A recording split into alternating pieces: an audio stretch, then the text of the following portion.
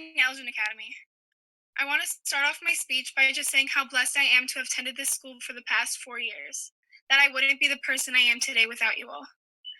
My speech is a bunch of lessons that I have learned throughout high school. As I was writing this speech, a bunch of things came to mind, and I gave some gist as to what I'm trying to get across. The first thing is that life goes by with a blink of an eye. Time is not endless, at least for individuals, it's not. You have to take every moment and cherish it. There are so many things I regret throughout my high school years that I wish I could go back and redo. I wish I could go back to junior year and have signed up for the Powder Puff game, but I was too blinded by what other people thought of me to do it. And I hate that for myself, because I shouldn't have cared what somebody else thought. I should have done what would have made me happy. Because when senior year rolled around, I was too jacked up on anesthesia to participate, which was completely out of my control. I want all of you to take high school one day at a time and realize that the small problems like failing a math test or losing a basketball game should be taken as a lesson, not something to dwell on. Do better next time. Focus on what you can improve, because the biggest thing you have to realize is that no matter what you do, you can't change the past. I regret holding in anger, annoyance, and sadness for so long about events that had already happened. Senior year volleyball regionals. It's the last year that me and my best friends are playing the sport that we love together.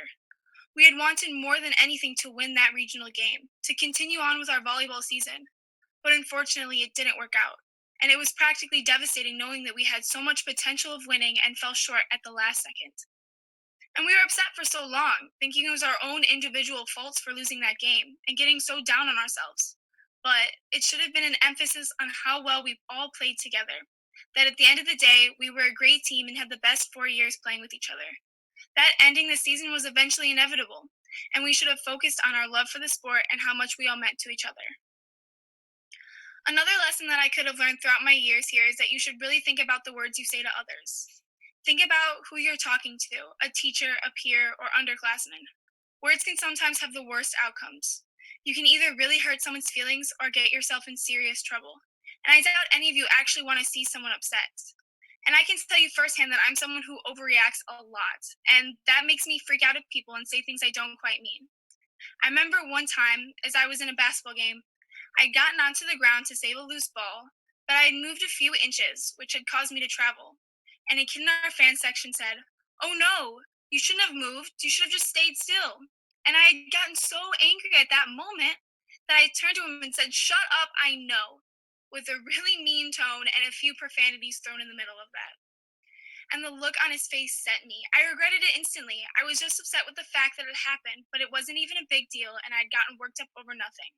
I knew my wrongdoings, and as soon as the game ended, I walked up and I apologized. So take it from me. If you know something you said or did was wrong, make up for it. Say sorry. Talk about where you went wrong. People will appreciate and respect you for that. I want to end my speech by saying don't change who you are for other people. If you see a flaw in yourself and you want to be a better you, then strive for that. But don't let a person tell you who you can and cannot be. You will have haters, someone who just greatly dislikes you and will be very negative and critical. Don't let someone who is too blinded by their own ego to change the way you feel about yourself. Love yourself for who you are, not what anyone else wants you to be. I have tried to change myself due to other people not liking me, not liking how outspoken I am, or that I come off very sarcastic, or even that I'm a very spastic person. I get energy bursts of where I'm just practically jumping off the walls due to happiness and excitement. And people have given me the meanest of looks and would tell me to just sit down and shut up. But I never cared, or at least I tried not to, because in those moments I am happy and full of excitement, and those haters don't ever get to rain on my parade. If I want to be my crazy self, I will. If I want to jump up and down and smile, I'm going to. If I want to sing my heart out walking through the halls, I'm going to, because that's me. That's how I am, and I'm not going to change for any single person. So I'm telling you right now, take my word for it. You'll be so happy if you stop caring what other people think of you. I really wish that I could have given this speech in person, to look at all your faces and tell you that no matter what you're going through in high school and your home life and all the stress that plays into it, is that you will get through it and you will love yourself if you don't already, and you will do great things with your lives. Don't let don't ever let anybody tell you that you can't do it or you're not good enough, because I know you can and you should too. Always believe in yourself, because you're your own biggest supporter. And now I present my thank yous. I want to thank Elgin Academy as a whole for making me into the person I am today. Without the teachers and faculty, I don't think I would be as intelligent. I am a well rounded individual, all thanks to them. This school has become a home to me for the past 4 years, and I am happy to call the friends I've made here family. A specific teacher I'd like to thank is no longer here, but her legacy still remains. Thank you to Senora Resniak for all her care and support of me. I want to thank my best friends, and you guys know who you are, for being there for me through everything. Whether it's snowing like a blizzard out and I'm too scared to drive home, or after a game when it's too late, you've given me a home to stay at. Or if I'm crying my eyes out on the bathroom floor, you're sitting there next to me wiping off my mascara. You guys are the best thing that has come out of this school, friendships that will last a lifetime. Thank you so much for being goofy and crazy with me, for all the laughs and all the happy cries. I love you guys and I will miss you so much at college. Specifically, I want to thank Marina for being my best friend since freshman year. The first particular memory I have of us just sharing a smaller mattress than a twin bed at a volleyball sleepover. You are practically my sister, and even though we can argue like crazy, I always know that when it comes down to it, we have each other's backs. You are a very special person, and I thank you for everything you've done for me. I love you. Thank you, Ethan Hill, for teaching me many valuable lessons about life, improving me as a person. You taught me what it truly means to love somebody, and I will forever be grateful to you.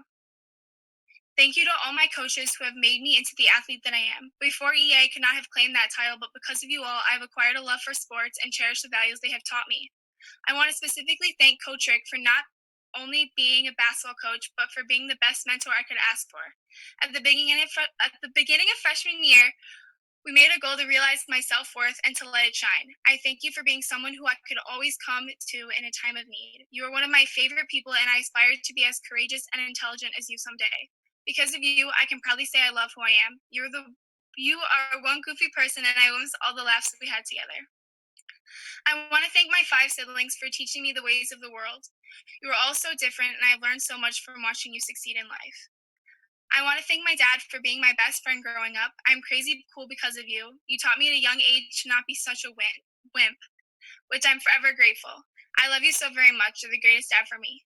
I want to thank my mom for sacrificing everything to give me the best possible future. You, of all people, know my greatest potential and have always wanted me to strive for excellence. You have been there for me every step of the way. You are my #1 fan.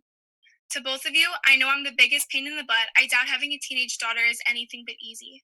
I hope that I have and will continue to make you guys proud. Thank you for raising me into a great person. And that is the conclusion of